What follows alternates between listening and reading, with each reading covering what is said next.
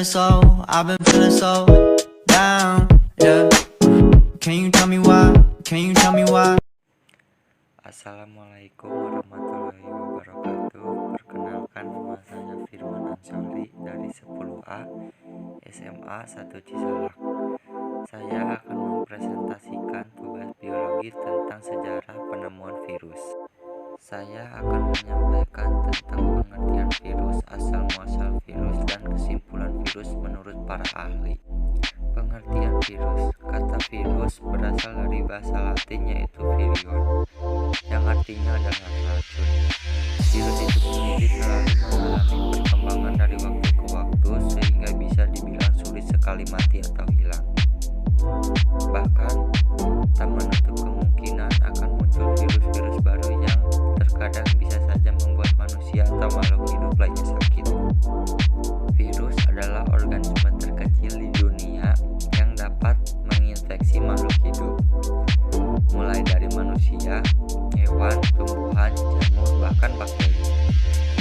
Infeksi virus banyak menimbulkan akibat yang fatal bagi makhluk hidup yang diinfeksinya. Virus tidak bisa bereplika atau memperbanyak diri tanpa menumpangi organisme lain.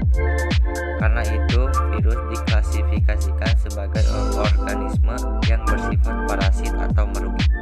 Asal-muasal virus. Sejarah penemuan virus dimulai tahun 1883 oleh ilmuwan Jerman yang bernama Adolf Meyer. Ia melakukan penelitian pada tanaman tembakau. Pada suatu ketika, ia menemukan adanya daun tembakau yang tidak normal. Daun tersebut berwarna hijau kekuning-kuningan yang ternyata setelah diamati terdapat cairan atau lendir. Daun yang mengalami hal demikian menderita penyakit mosaik. Penyakit ini disebabkan oleh mikroorganisme yang kita sebut virus.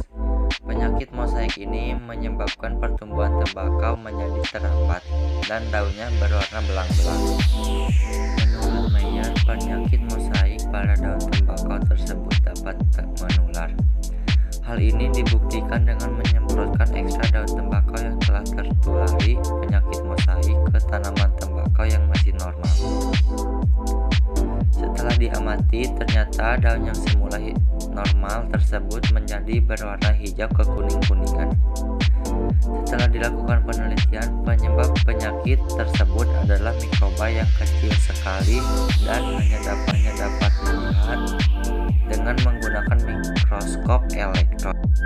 Penelitian serupa dengan yang dilakukan oleh Meyer tersebut dilakukan kembali oleh Dmitri Ivanovsky. Ia berhasil menemukan filter alat penyaring bakteri. Di dalam penelitiannya, Ivanovsky mengoleskan hasil saringan dari daun tembakau yang telah terkena penyakit mosaik pada daun tanaman yang sehat. Hasilnya, tanaman yang sehat tersebut akhirnya tertular. Selanjutnya, pada tahun 1897, Benjering, seorang ahli mikrobiologi berkebangsaan Belanda, menemukan fakta bahwa mikroorganisme yang menyerang tembakau tersebut dapat melakukan reproduksi dan tidak dapat dibiarkan pada medium untuk bakteri. Fakta lainnya, apabila mikroorganisme tersebut dimasukkan ke dalam alkohol, ia tidak mati.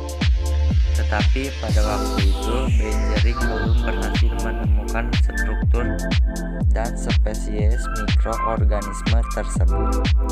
Menyusul penemuan Benjering, ilmuwan Amerika Wendell M. Stanley pada tahun 1935 berhasil mengkristalkan makhluk hidup yang menyerang tanaman tembakau. Hasil penelitian tersebut menjawab pertanyaan tentang makhluk apa yang menyebabkan penyakit tersebut. Kesimpulan virus menurut para ahli. Menurut Adolf Meyer 1883 Jerman, zat penyebab penyakit tersebut tidak dapat dibiarkan dalam medium agar-agar.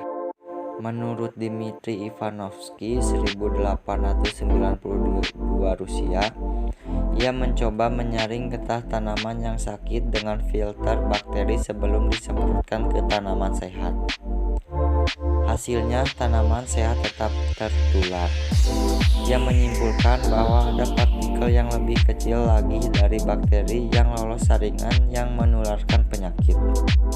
Menurut Martinus Beijering 1896 Belanda, ia menemukan bahwa partikel itu dapat bereproduksi pada tanaman, tapi tidak pada medium pertumbuhan bakteri.